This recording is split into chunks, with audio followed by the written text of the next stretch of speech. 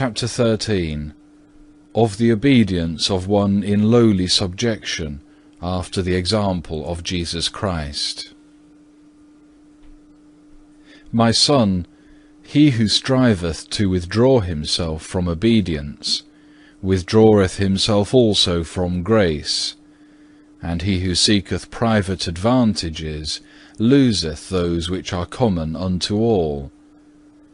If a man submit not freely and willingly to one set over him, it is a sign that his flesh is not yet perfectly subject to himself, but often resisteth and murmureth.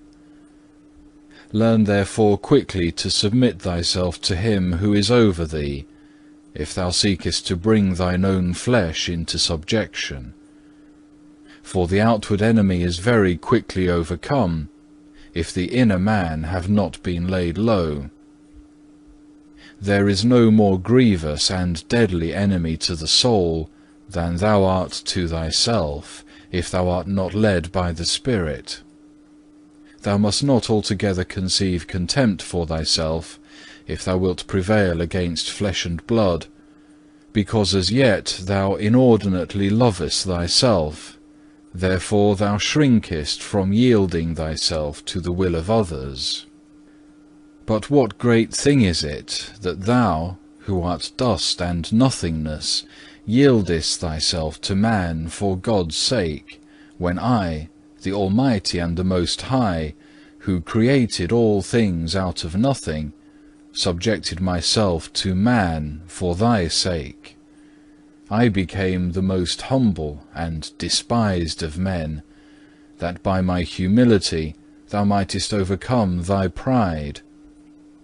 Learn to obey, O dust. Learn to humble thyself, O earth and clay, and to bow thyself beneath the feet of all. Learn to crush thy passions, and to yield thyself to all subjection. Be zealous against thyself, nor suffer pride to live within thee, but to show thyself subject and of no reputation, that all may be able to walk over thee, and tread thee down as the clay in the streets. What hast thou, O foolish man, of which to complain?